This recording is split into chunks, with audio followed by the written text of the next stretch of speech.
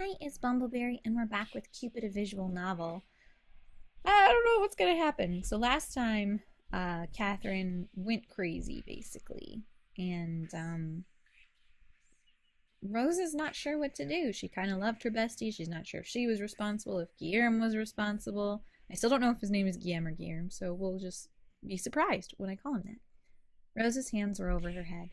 She pressed herself into a corner, panting. She had never heard Mother this loud before. Take revenge! This one was so loud it rattled around her skull and made her vision blur. Mother, what more do you want? The spell is already... She bent her head down, black spots creeping into the edge of her vision. She was so tired. You cannot hide anything from me. What is this doubt you are nursing? You're hesitating. You are crafting another spell, you stupid harlot. Wow, that was harsh. Am I crafting a spell? What kind? That filthy Marquis is exactly the kind of monster I have been warning you about. You dare plan behind my back? I'm haunting you, girl. You can't get away. I just don't want to kill anymore, Mother. Any more? Who have I been murdering? She couldn't help but answer back this time. How could she not? After years filled with love and acceptance, it made her realize all the more how precious life was. That's so sweet. The thought of snuffing out somebody else's life sent a detestable shiver through her bones. She had planned on running away from this place, abandoning whatever duty that now fell into her hands. Why was it her duty anyway? She just wanted to take the good memories of this place and taint them no longer. Whatever truth she sought wasn't enough payment for peace. I don't want to. Her voice shook. I don't want to kill him, Mother. I don't want to kill anyone. Please. Is this cowardice or stupidity? I think she fancies him. I don't think she hates him. I don't know. It's a surprise. Or maybe... The voice petered out into an abrupt, chilly silence. Rose waited, sweat dripping down her brow. I knew it. You fancy him, don't you? You brainless worm! It's not like that, Mother. Past and present, rinse and repeat. Always a selfish little girl. Excuse me. Guardian Angel Mum is being harsh right now. Don't talk to your kids this way, okay? I mean, if they make bad choices in life, then you work through it with them. Rosa was horrified. No, I'm not selfish. A selfish little girl that loves a murderer more than her own mother. With this final proclamation, Rosa was struck to the floor. The feeling of fainting was stronger than ever. Alone in the dark, she lay there, panting like a sick dog, waiting for what would come next. Guilleme killed me? Oh, it is Guilleme. What is happening?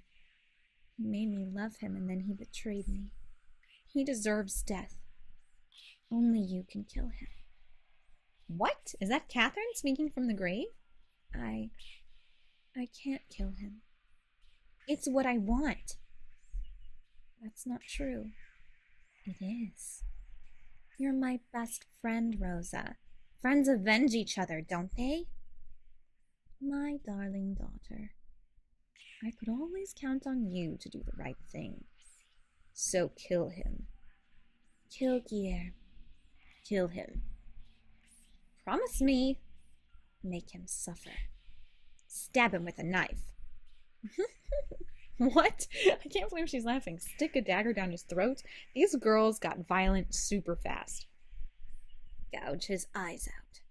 Take revenge. Wow, this is hardcore. Rosa clutched her head so hard that she thought her skull would burst. For a long moment she lay as though she were dead. 5 minutes, 10 minutes passed. Then in the middle of the empty room, Rosa's voice rang out as clear as a bell. I understand. But when will it stop? If we kill Guilleme, will they all, leave us alone? But then where will she go? Guilleme's the only one who's taken us in. I say us like I'm playing as Rosa, but you know what I'm saying. Rosa knocked on Guilleme's door, carrying a tray of food. She had been poisoned. eating his meals in small doses for weeks now, taking note of any ill effects it yielded. There had been none. Guilleme was still fit and healthy as ever. No symptoms at all, even after she had increased the dosage. 'Cause he's not human, girl. Either he hadn't eaten anything for a month, or he was immune to poison. Both possibilities were suspect. Rosa knocked again. There was no response from the other side of the door. It may have worked. It was not a total loss, however. She remembered Catherine mentioning how particular Guilleme was with his sleep. Just as she had been about to give up, she had ventured on this hunch. It was true. Guilleme was curiously rather sensitive to sedatives. Odd. Rosa had offered rose tea to Guilleme that afternoon under the guise that she had made a new recipe. It had been laced with opium and valerian, sweetened with honey to mask the taste. Whether or not it was the casting of Philia, he had drunk it without a second thought.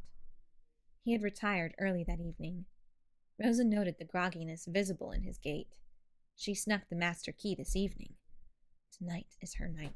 Oh God, what's going to happen? Rosa pushed the door to his room open. It took a couple of seconds for her eyes to adjust to the darkness. It felt like a different world inside this room. By closing the door, it was as if she had cut herself off from the living. Whoa, heavy. Rosa took an unsure step once she found her bearings. She placed the tray of food on the nearest flat surface, careful not to make any noise. The candle she lit provided little comfort. It seemed to cower from the intimidating blanket of shadows. Rosa heaved. The air felt humid here, the atmosphere almost stale. Now that she was inside and venturing deeper, a sudden impulse to find the door gripped her. She looked back. It seemed farther away.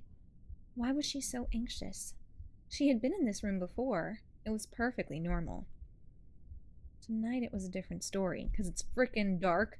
Ew, and the room is breathing! Rosa gulped. What a curious word. There was no other way to describe it, though. The flickering shadows made it seem like the walls were respiring around her. The room felt alive. Leave.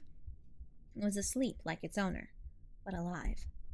In the dim light of her candle, the red carpet looked like flesh. Ew! The furnishings were viscera. I don't know what that means. It didn't feel like she entered a room at all, but a belly. Something darted in the corner of her eye. Rosa snapped her head. Just a curtain. Dude, this room is haunted. Just set it on fire. Walk away. Rosa let out the breath she was holding in her chest, aware with every move her body made. She tiptoed towards the canopy. It was perhaps the highlight of the room, an organic monstrosity of red plush and velvet. From afar, it didn't look like a bed at all, but a cage. If the room was a cavern of meat, then this was its heart. Rosa approached. Every muscle in her body was tense. She could see the figure sprawled on the bed, limbs sticking out clumsily. Is that just his arm? Okay, I guess it is, and he has a book on the table. He was lying on his chest, back bare, clothes littering the floor. Guilleme seemed to have fallen on the bed instead of climbing in. One of his arms stuck out from the mattress.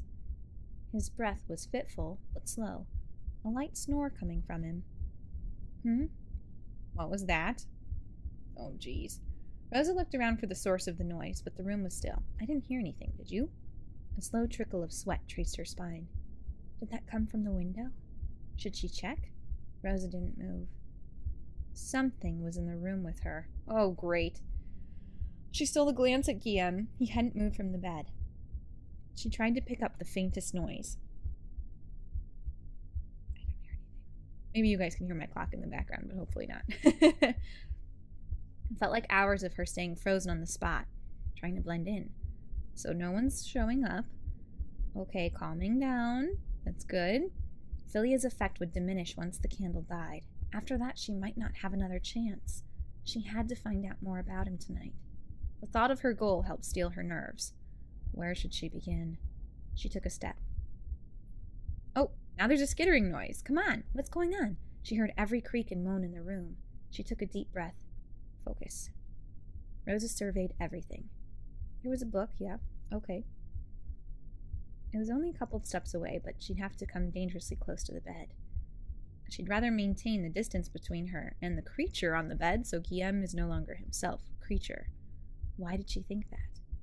Perhaps it was the arrangement of the sheets or the shadows playing tricks, but Rosa shook her head. Perhaps there was another place to look? We've come here to gather information. You should check the book. Rosa sighed. Mother was right. She had to check every source to be sure. She inched herself closer to the bed.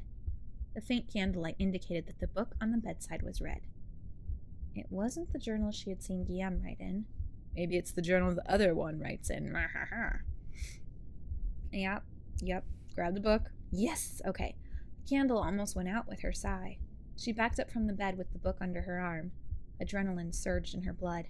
It almost made her smile. Rosa examined her prize. A book in a foreign language. Great. Hopefully it's one that we read. She remembered seeing such thin, obscure characters somewhere. She wasn't sure which country, but it was probably Asian. All right, there's a piece of parchment. A sailing permit for a barge named La Victoria, dated for the end of the month? 2 days from now, he's gonna leave? What? It outlined the cargo and the purposes of the trip with no date of return. Traveling.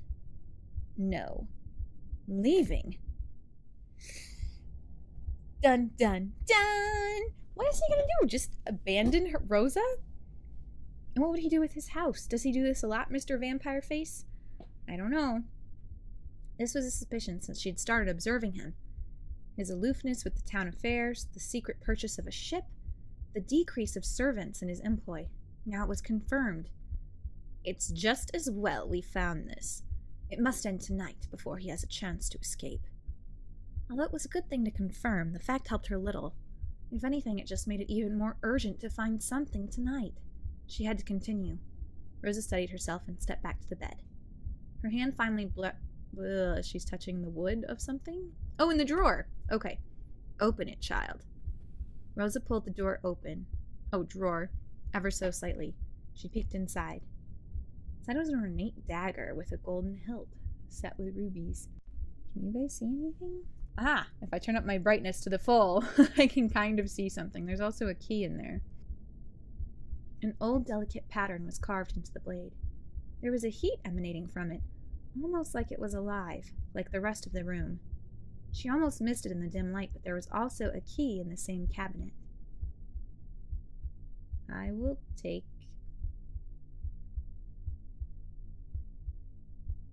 I don't know, the key first. Take the key and leave the dagger.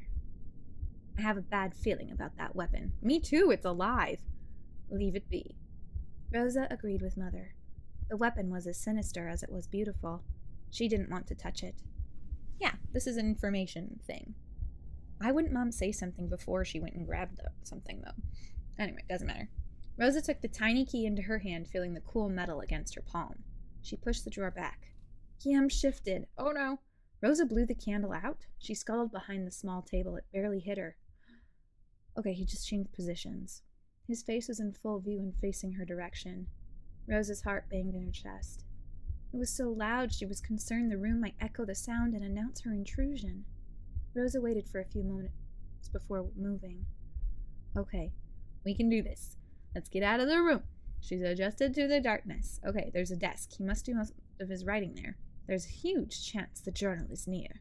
It wasn't very dignifying, but Rosa decided to crawl towards it. Now that Guilleme's face was in full view, a flutter of the eyelid was all it would take to catch her. Okay, we'll go super slow. Was she imagining it? When her palms touched the floor, it felt warm. Ew, wet! It is like a belly or a mouth or something. He's haunted. What's going to happen to his room when he leaves? Ew, her fingers were sucked into the floor as if she'd touched soft, pulpy flesh. The hallucination was so strong that her nose detected a spray of iron in the air. Ew, her stomach heaved. Do not vomit, girl. Oh, I'll be so mad. Okay, there's no wetness or blood. The floor was solid. It must have been her imagination. Rosa touched the floor warily, patting it and pulling on the carpet fibers. Just a normal carpet. Rosa let out slow, small breaths as she started to move once more. She patted her way to the desk. Every time her skin came into contact with the floor, bile rose up in her throat. It took some effort to resist the urge to gag. Finally, the desk was directly in front of her. She looked back at the bed. From this angle, it was hard to tell if Guilleme had moved. She hoped that the big desk also hid her in its shadows. Rosa rummaged. There was no trace of the book. There was ink and paper. It had to be close. There's a stack of papers. Come on, tell me! Where is it? Where is it? There's nothing of interest. The last drawer is locked. Yes, of course it's locked. You have the key, you idiot. Yes, that was actually what Mom kind of said.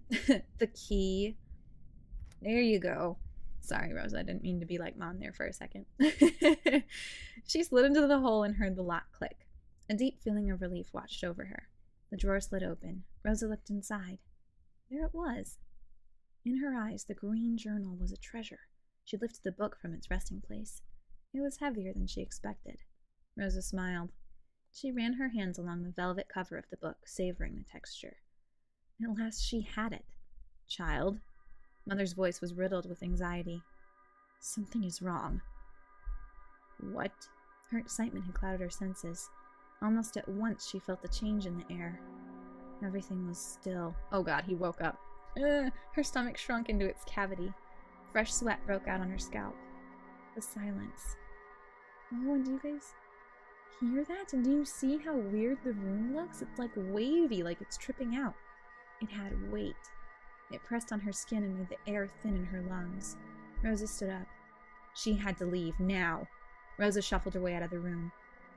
Ew, everything is sticky and slow. She was sinking. Oh my gosh, it was throbbing, musty and red, alive and without skin. The air was filled with the unmistakable stench of fresh meat. Rosa ran to the door. She didn't care that the handle seemed to curl around her fingers. She pushed the door open and spilled into the corridor.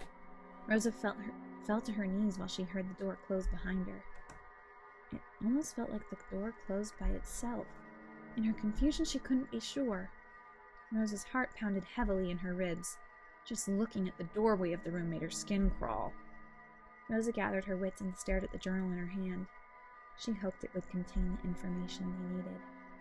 Oh, Chapter 5 was intense, y'all. Intentions. Chapter 6. I will stop this episode here. If you are dying like I am to see the next one, I'll upload it soon, okay? What do you think is in there? What do you think happens if we grab the dagger? I thought it was going to try to kill us, or it was going to wake up the room and then we would be toast. Or we just wouldn't get the journal. I don't know. We haven't had any fatal decisions yet. But I'll see you guys next time on the episode of Cupid, a visual novel. Stay sweet, and please like and comment in the description.